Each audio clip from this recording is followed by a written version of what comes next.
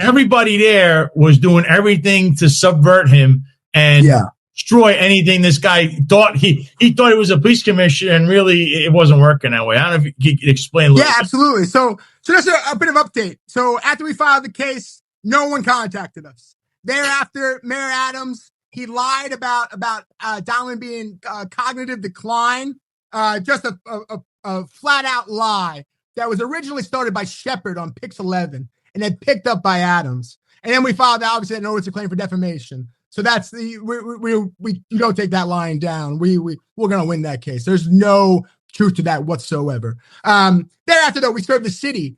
The city quickly agreed to rep all the individual defendants, even though they're accused of crimes in the complaints, and they moved to dismiss the case.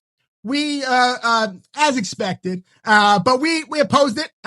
We feel very strongly about the case, and that motion is currently pending. So I'll just to kind of, and I had just come on your show. That's why we were delayed. I can't get too much of a good thing here, Sal. So essentially, Donlin was doomed from day one. The first day he comes in, he tries to get a rein in on the social media stuff with Shell attacking you guys and attacking judges and Shepard attacking.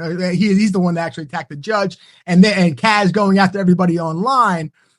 Day one, he tried to rein that in. Within an hour of that meeting, Shell, Kaz, Shepard, and Madry all go to Adams behind Donlin's back, and then Adams calls Donlin and goes, "You can't discipline these guys. They're keeping crime down. These are my best guys."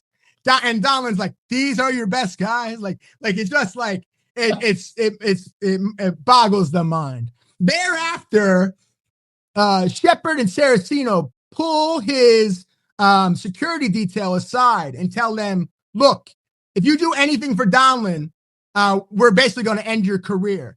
If you need anything, transfers into this unit, overtime, any benefits, you come to us." And it basically just undermined the police commissioner immediately. Donlin subsequently confronts Saraceno on that, and Saraceno goes, "You're only the interim commissioner," which is like unbelievable. The paramilitary structure only applies if you're not juiced up and connected to Adams and Madry. They'll use it as a sword or a shield, depending on who you are. But like, can you imagine like telling Bratton that? Or like, it's unheard of. So basically, he's neutered from day one. And then thereafter, it just keeps getting worse and worse and worse. Shepard promotes himself. Donlin's actually tipped to that from another chief who tells him about it. And then Donlin confronts Shepard. And he basically insinuates that Adams was the one that promoted him. So then Donlin goes to Adams, and Adams says, "No, I didn't promote him." And Madry confirms that Adams didn't promote him. But none of this is investigated. Who knows what actually is going on? It's really crazy. And then flash forward to the promotional list. So basically, Donlin has people that he identifies that want to get promoted. Each month, those people are removed. It's so bad that Donlin even says it like the second month. He goes, "Are my people going to actually get on this time?" And they're like, "Yeah, they will this time." This is Marino, the one that controls the stamp.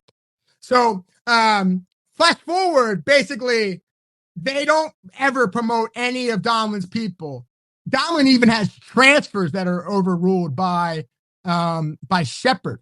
I actually have a client that was pretty connected, and he befriended Donlin and got some transfers on through Donlin. And then got him removed by Shepard and had the juice with Shepard to get his people back on, like afterwards. And it's just like, it's nuts that what's going on in the police department. It's not, it's way worse than what you've known. We'll see what happens with the election, but I think the police department would have gotten taken over no matter who wins because of these ongoing investigations. I fully expect Banks and Pearson to get charged. I don't think that went away. I think it got delayed because of the election. And that's all related to the Donlin case, because I always say that Pearson crawled so Madry could walk, basically. Because when Madry picked up the ball, it just kept going. I don't know what's going to happen with Madry and that investigation with the overtime codes, but we have it on pretty good sources that they were calling down the special ops getting the codes on a daily basis, then using them for fraudulent overtime. Now we'll see what happens with that. But that's we'll see what happens. I mean, there's a lot going on here, but basically it's all at the heart of all of this is the discretionary promotions and these connected people that really pulled the strings to these promotions behind the scenes, rewarding bad actors. And that's the catalyst for these class actions. It's just, there's no rhyme or reason to it. The discretionary promotions that happen under Donlin are really eye-opening because he's not the one in charge. By statute, he's the one in power. So essentially they're violating the statute that affords the police commissioner the legal right for discretionary promotions. That's in the city charter too. He's supposed to have this authority as a police commissioner. Yeah. It's an administrative code. It's a statute.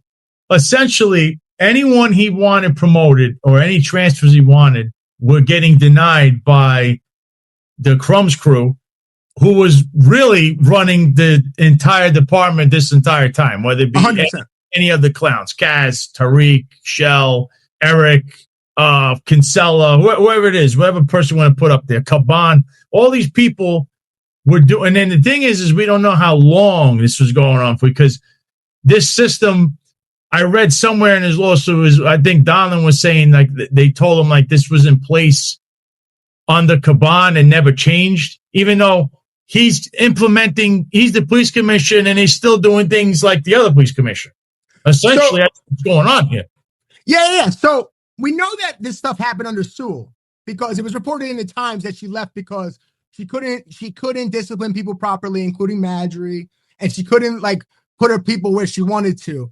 I know from Chief Mamara's case that when he ran the Municipal Services Assessment new agency under Adams, when he first got brought in, he spoke with Bernie Adams, the mayor's brother, and he told him directly that Banks is responsible for discretionary promotions of captain and above, and Pearson is responsible for lieutenant and below. And this I watched this played out.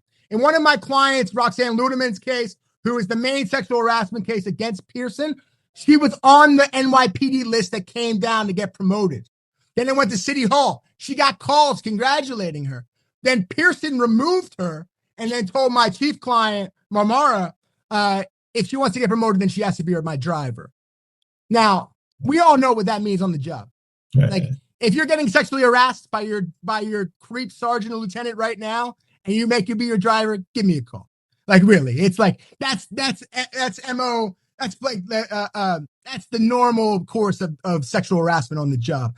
Pearson to say that is ridiculous. My client was the chief of staff of that agency, of that unit. So it's she's not it's just so egregious. This is wild. That was wild. Someone commented, we'll see how long before this case settles. So we don't know what's going to happen. I will say, though, that we'll know soon how good of friends Adams and Pearson are. Because if Adams doesn't try to settle the Pearson cases before he leaves term, I bet you the new mayor comes in and cuts Pearson loose. And then Pearson's going to be on his own to fund his own case and pay his own way. And we'll see what happens. A lot of the times at the end of these administrations, they'll kind of close out the loose ends. The Pearson one's really interesting. I have every expectation that he's going to get collared at some point. I mean, they've been presenting to the grand jury for years on him. I have clients that ran his number DOI 3 years ago. I mean, we'll see what happens, but we'll see. We'll know soon if they're legitimate friends or not. If he leaves them out to dry or not on this case. He's a special case because he's involved in too many, there's way too many suits on him, way too many people. He has the other, that false arrest that he was a part of. Timmy Pearson is just a problem for the administration and for all these lawsuits. And you're right. Usually at the end of a term, you don't want to leave things lingering, including my own thing if you're no longer the mayor, it's open season because the next one that comes in could say, the hell with this guy. I don't know. Eric should testify. Now, I know you don't want to, set that as a precedent if you're the sitting mayor, but Eric Adams' legacy is going to be lawsuits that cost millions, probably hundreds of millions of dollars in total in legal fees and settlements. He's got it's ridiculous how many he has, more than any other mayor, I believe. And he's still fighting cases that really, the judge already said, you need to put these people back to work. All these people that were deemed you unconstitutionally took their job from them when they're in a pandemic. And he still fought that case. That cost more money to fight it than to hire these people back. And they have all these hiring problems in the NYPD right now. You can have veterans on the street. Instead, I don't know what point he's proven, other than he doesn't like to lose. That's his whole MO. He's the guy in the end that makes the final decision. Because like you said, he's going to say, oh, the law department told me to do this. That's the sword, right? That's the shield. And then I tell them what to do 5 minutes later. They listen to me. I'm the mayor. And then it's the sword. So he flip-flops depending on, what the situation is. But I got a question from Special Agent Few in regards to the Donlin case. Sure. Has the city filed a motion to dismiss for the Donlin lawsuit? Have you guys briefed it yet? Yes. It's fully briefed, fully submitted. Obviously, we opposed it. Their position was essentially that Donlin was the PC, so he should have spoke out more in that role. That's essentially what they're saying, which is like crazy because he tells Adams about it. He talks to anyone that would listen. Like, we didn't even mention that Tariq Shepard threatened to kill him at the marathon. Yeah, and having to be held back by Kaz and Madry, who failed to report it. If you're a cop that's involved in an off-duty incident and you don't report it, you call me later because you're like, you get disciplined. You go to the trial room. Those are charges. You got to make the notification. But for whatever reason, it's there's different rules here for the connected people, as we know. Now, to your point, though, the real class action I think that's going to be coming, in addition to these other ones, which are a lot, obviously, is Pearson. We don't know about the selling of promotions, right? We've been hearing about that for a while. If they ever get collared for that, there will be a class action on that. I actually already started taking clients on it. I have like 6 or 7. But when that happens, there's going to be a due process class action that's coming if they were really selling the promotions. Because you have to, you can't do that. I mean, it's against the law. You can't, all these people are like, it seems like they're all perps. I mean, it's like, and to that point, I mean, Adams didn't really it seems like they didn't do background checks on any of these people when they came in to work for them again. We found out through the courts of discovery that Pearson had a rape allegation from 2014, that IAB knew about it. The woman directly talked to Harrison, who was in connection, in talks to become the next PC. He apparently shook-canned it, as the job would say. And Banks knew about it and didn't report it. And then we find about it later. There's no investigation into Pearson. He's allowed to come in and sexually harass my client and then ruin the careers of 3 other men who stood up for that sergeant rather than going along to get along. That's the big problem on the job. Yeah. Is there's no leadership training here, and people are more scared to and rightfully so. I mean, it's like you have to make a decision about whether you're going to do what's right and risk your career, or go along and keep your head down and get to the end. It's a very tumultuous place to work, and a lot of people think that my clients come to me at the first sign of any type of a problem or issue to sue. That's not what it is. What happens is they get backed into a corner, and it's their career or lawsuits. Like, Sal, you wouldn't have sued if you would have kept the job. You know what I mean? Like, you might have. I mean, but if you keep your job, it's much easier. Like, it's like you get backed into this place where you're getting interim evaluations and you're on probation, and you can't, or you can't earn overtime, and you're like, but your mortgage is based on this other money that you had before. Correct. And the only thing that came in was a loser boss who can't take any feedback and thinks that you're challenging them because you look different than them, or you're a woman, or whatever it may be. I mean, it's like, this is my bread and butter. This is what I sue the NYPD for a living. We're good at it because they make it easy because they don't have to respond to any of these lawsuits. That's what you just said is they make it easy. Like, this whole thing. See, Donlin's case, right? With the whole problem, I mean, some people in the comments that they're saying that, maybe he can't. But I understand he can't come forward as the police commissioner, other than if he, as the police commissioner, was to turn around and say all these things that were going on, and then said, and if you want to fire me like on TV or something. I don't know if anyone's ever taken that kind of a stance, because he has enough that everything he said proves, short of, I don't know if you knew about the entire con sofrito, what was going on there, where the promotions come into play and this whole nightclub extortion thing. So whatever was going on there, like, he didn't know about that part, but like this whole thing, right?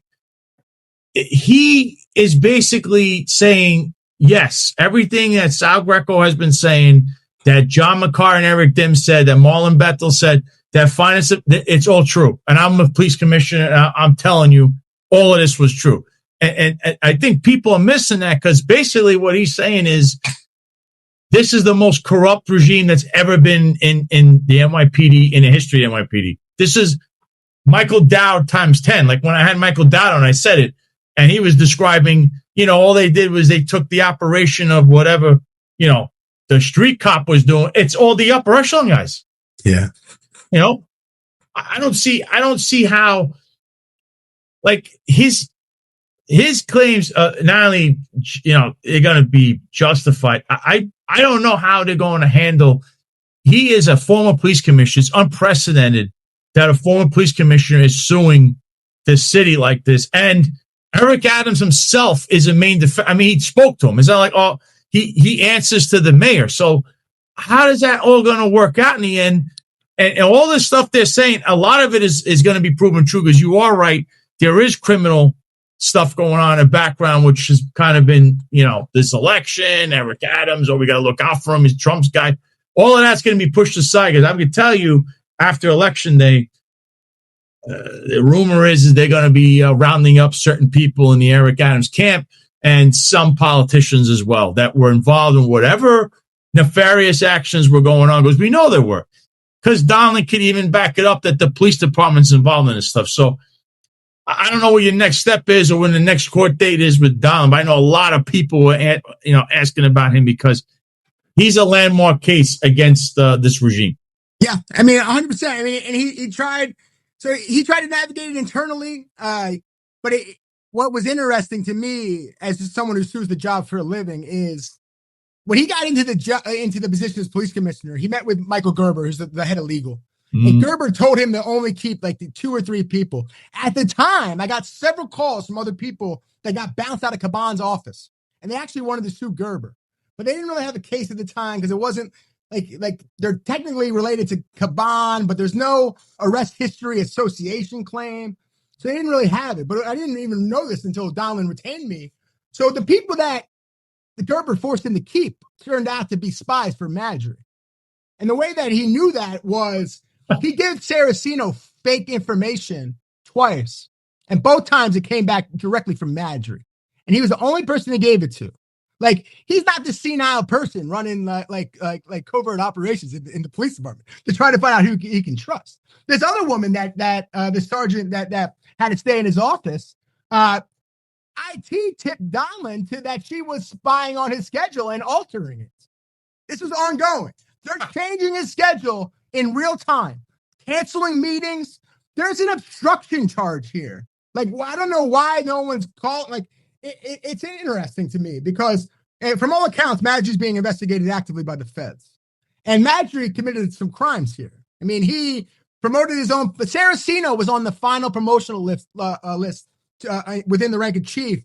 Donlin didn't sign off on that. He knew he was a spy. I mean, like, there's no, there's that he never signed off on that. It's like, but they're not investigating this. Behind the scenes, the police department is telling them it's before Tish came in, so it's not a crime. If I killed someone before Tish came in, they're not going to investigate it? It doesn't make any sense. They're the freaking police department. Like you have to investigate crimes. Like, I just, it is mind-boggling. And then Mamdani said the other day that he was appreciative of Tish's quick changes in the upper echelon. With Madry, they didn't have a choice. He was accused of sexual abuse. And then and then in that Donlin complaint, Adams asked Madry to resign earlier in the month when the OT scandal broke, and Madry said no. Donlin witnessed that. Again, that happened. So, like, They flash forward. It's like we had the cases against like Stevenson, right? He's still there.